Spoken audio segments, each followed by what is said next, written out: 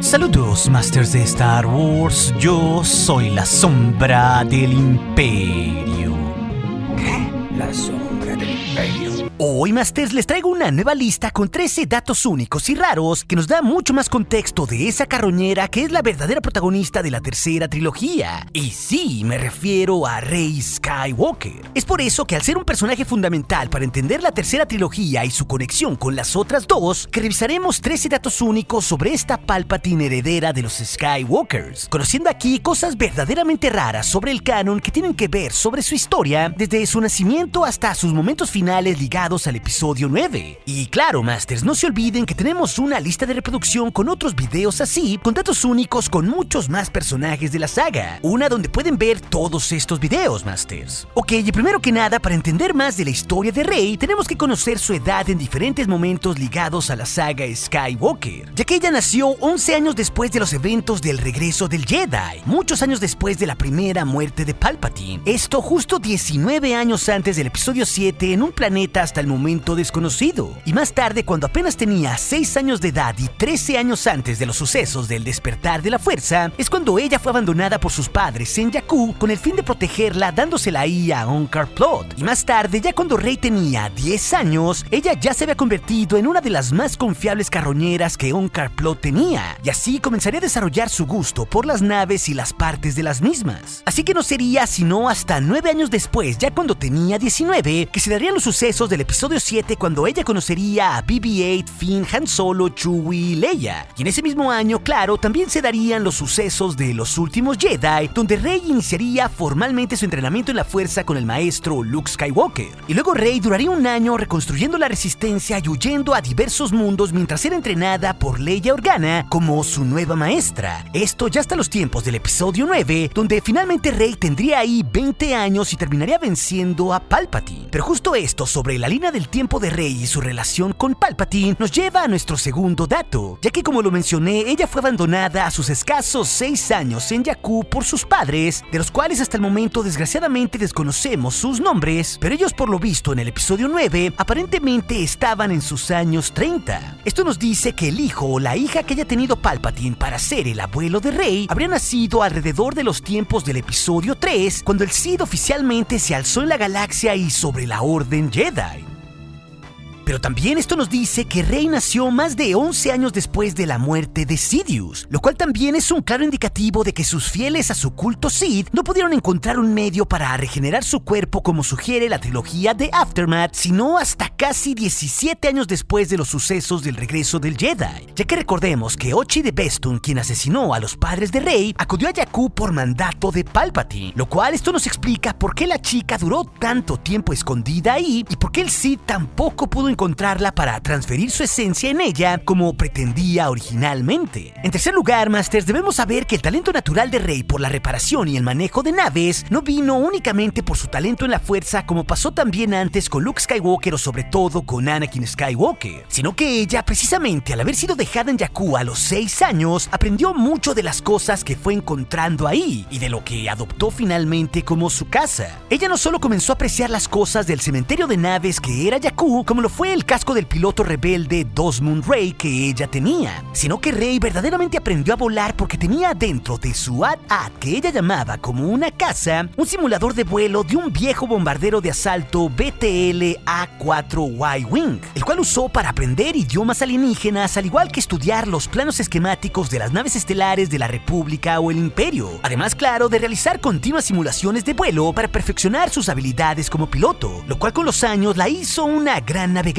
no solo demostrándolo en el Halcón Milenario, sino también en otras naves que encontró en Jakku, como un crucero ligero Grog 690. En el cuarto lugar, Masters, debemos saber que una de las más icónicas armas de Rey fue en realidad su báculo, esto además del blaster que le dio Han Solo o de los sables de luz que ella tendría, y esta originalmente la obtendría rescatando partes de las antiguas naves que reciclaba en el mundo de Jakku, una herramienta que no solo le servía para los peligros de ese planeta y que llegó a dominar como un arma cuerpo a cuerpo, sino que ese báculo era importante para Rey en sus años en Jakku para atravesar las naves derribadas que estaban sumamente oscuras por dentro para no lastimarse. Rey pues volvió de su báculo su herramienta y arma predilecta para comprobar que cada paso que daba era en realidad uno estable. Pero al igual que lo hizo con su traje en los últimos Jedi de aprendiz de Luke, personalizó también su báculo usando lana de sus propios trajes para tener mayor agarre y comodidad. Algo importante porque de ese báculo y la lana de Jakku saldrían los materiales para forjar el mango de agarre y la estructura de su nuevo sable de luz dorado que vimos al final del episodio 9, lo cual es importante por ser un instrumento de tanta pertenencia hacia Rey. Sin embargo, esto nos lleva a nuestro punto quinto. ¿Cómo fue que Rey terminó por reforjar el sable Skywalker que usó durante casi todo el episodio 9 y que antes se partió por mitad incluyendo claro su Kyber? Pues justo esto, Masters, nos lo resuelve el diccionario visual del ascenso de Skywalker, ya que Rey en ese año que pasó entre ambas películas aprendió el ancestral arte Jedi de forjar su propio sable de luz.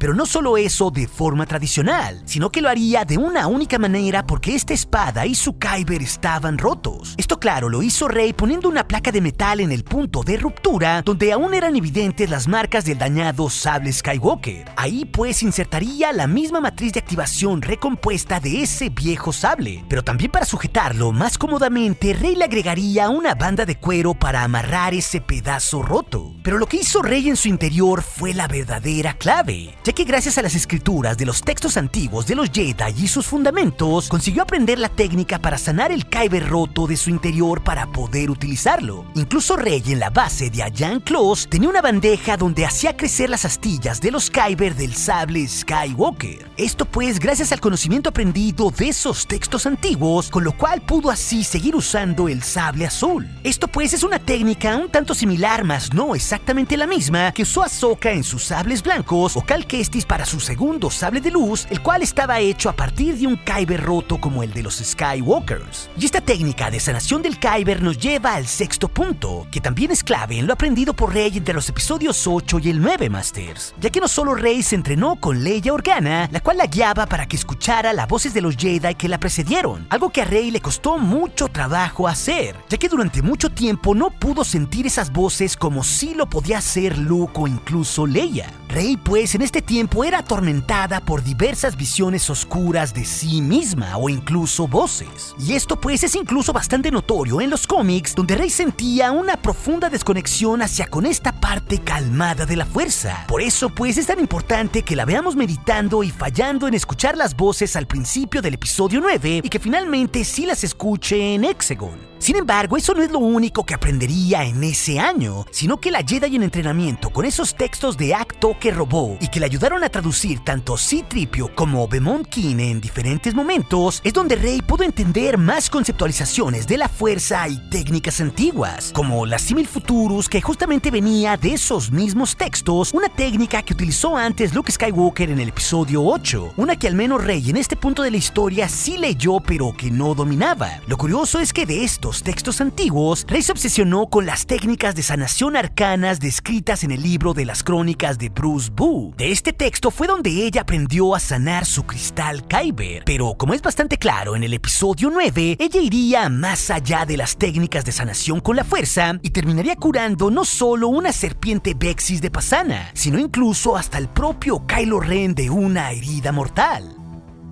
Esto claro nos lleva a nuestro séptimo punto, que tiene todo que ver con esa relación entre Kylo Ren y Rey durante esta tercera trilogía, que culminó con Ben Solo redimido regresándole el favor a Rey, resucitándola por medio de la fuerza. Sin embargo, la teoría de Reylo, que se termina consumando con el beso que se dan Ben y Rey al final de la película, ya se nos había insinuado no solo en el episodio 8, sino que teníamos claras señales de esto en la novela de los últimos Jedi, ya que por ejemplo en los pensamientos de Rey de ese filme nos podemos dar cuenta que cuando Kylo Ren le enseña sus pectorales desnudos a Rey, ella literalmente nos dice que tenía que esforzarse para mirarlo directamente a los ojos y no a su cuerpo. Pero también otro punto de la atracción entre ellos dos se da en el momento en el ascensor antes de llegar al trono de Snoke, porque ahí Rey es ahora la que siente que Kylo Ren tiene agitadas sus emociones, y estas se nos describen que no tienen que ver sobre él, sino hacia ella por lo que iba a pasar. Pero incluso en ese mismo elevador es Rey la que nos dice que había visto al tocar antes la mano de Ben que terminaría en la luz redimiéndose, cosa pues que termina cumpliéndose en la trilogía. Aunque también, como detalle curioso, debemos saber que en la novela Resistance Reborn, en una conversación entre Rey y Leia, la general de la Resistencia se da cuenta que Rey tenía sentimientos por su hijo y que de cierta manera era incómodo para ella hablar sobre Kylo ante Leia, lo cual, claro, Masters, nos lleva al octavo punto, ya que fue Leia la quien a partir del episodio 8 se convierte en la maestra Jedi de Rey. Esto a pesar de haber recibido menos de un año de entrenamiento con su hermano Luke. Pero no nos olvidemos de que Leia sí comprendía muy bien la fuerza al ser la hija del elegido con esa poderosa sangre y por cómo ella dejaba que ésta la guiara en sus decisiones como estratega. Y lo importante del entrenamiento de Rey y Leia no solo sería que ella le incitaría a ganarse su lugar como una Jedi, a luchar por obtener el derecho a usar el sable Skywalker en entrenamiento, o también, claro, para que tuviese paciencia para escuchar las voces de Jedi antiguos, las cuales Rey no podía sentir en el todo de la fuerza. Sin embargo, tampoco es mera casualidad que Rey haya sido entrenada en Ayan Close por Leia, ya que en ese mundo fue donde antes Luke Skywalker, su hermano, usó como puesto de avanzado para iniciarla a ella en los caminos de la fuerza, esto 3 décadas antes. Esto por ser un mundo ideal, por estar escondido y por ser una selva llena de vida con conexión hacia con la fuerza. Pero esto fue aún mejor porque este escondido planeta tenía ahí los restos de muchas herramientas de entrenamiento que usaron antes Luke y Leia, como lo fueron los cascos de entrenamiento que bloqueaban la visión o las sondas de entrenamiento de combate que eran utilizadas tradicionalmente por los Jedi. Todo esto pues ayudó a Rey con la dirección de Leia Organa a completar su camino de descubrimiento de la fuerza durante casi un año. Sin embargo, en el lugar 9, ahora sabemos que Leia dejó su entrenamiento Jedi por la premonición de la fuerza que tendría al ver que su hijo moriría hacia el final de su camino Jedi.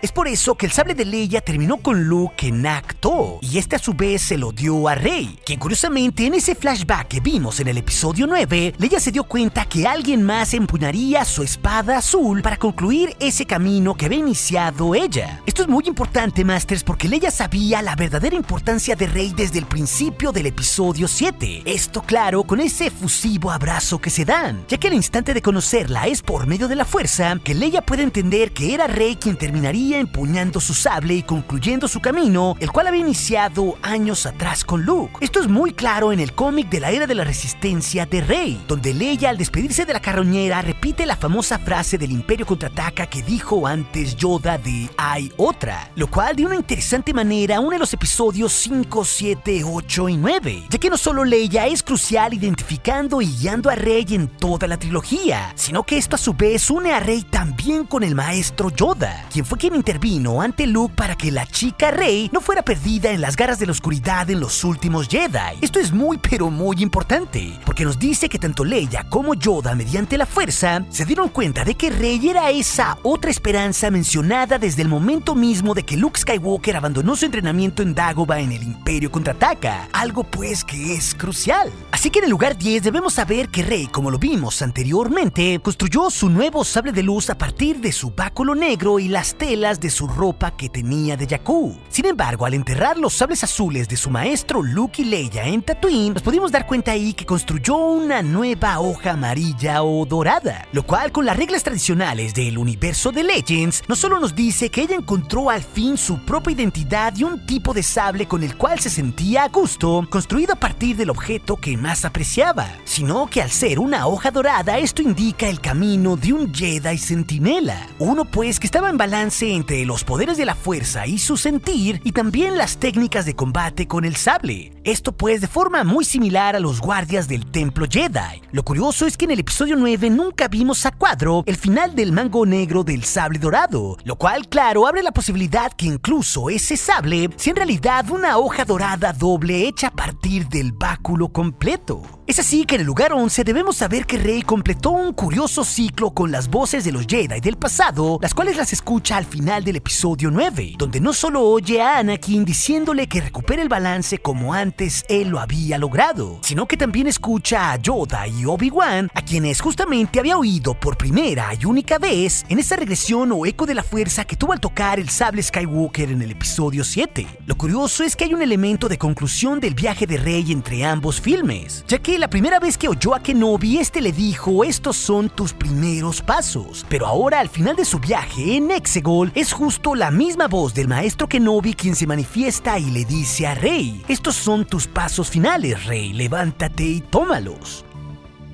Así que esto termina por ser algo muy significativo en el gran viaje del héroe que tiene Rey en la tercera trilogía. Pero en el lugar 12 debemos saber que con todo lo que le pasa a Rey en el episodio 9, terminamos por ver dos manifestaciones muy distintas de la fuerza. Por un lado, las voces que escucha que inicialmente no podía oír. Estas pues no son manifestación de fantasmas, sino del todo de la fuerza manifestados en eso que los Jedi llamaban como la fuerza viva, y que solo estando en paz pueden escuchar para ser guiados por ella. Pero al final, cuando Rey se asume como un Skywalker, también entendemos que un Jedi únicamente ve por sí mismo a los espíritus de Jedi del pasado con los cuales convivió o que fueron sus mentores. Esto pues está muy bien retratado porque tanto Luke como Leia fueron los mentores de Rey, pero ha sido igual de consistente con otros Jedi como Luke, que únicamente vio a los fantasmas de sus mentores o de su padre, los cuales todos los conoció en vida, lo cual en el canon nos explica la profunda relación de maestro y aprendiz, pero también de simbiosis que existe entre un Jedi vivo y uno como un fantasma eterno. Finalmente, como detalle curioso, debemos saber que originalmente el personaje de Rey no se llamaba así, sino que los borradores iniciales que hizo Michael Land con George Lucas y después J.J. Abrams con Lawrence Kasdan, a ella se le llamó únicamente como Kira, un nombre que fue reciclado y ligeramente modificado para la amante inicial de Han Solo. Y curiosamente Kira fue concebida como una carroñera desde el principio, y era también aquí un excelente piloto, algo que está muy bien retratado en los concepts artísticos de las películas. Incluso se retrataba a ella en Jakku trabajando, donde veía llegar y salir naves estelares todos los días, lo que la hacía soñar con dejar su mundo atrasado. Aunque en los primeros borradores de la historia ella tenía una aventura buscando a Luke Skywalker, donde incluso ahí se sumergía en la Estrella de la Muerte. Michael Land pues escribió originalmente un borrador que la casa de Rey era destruida y que ella en ese viaje se terminaba encontrando con Luke y luego derrotaba al villano.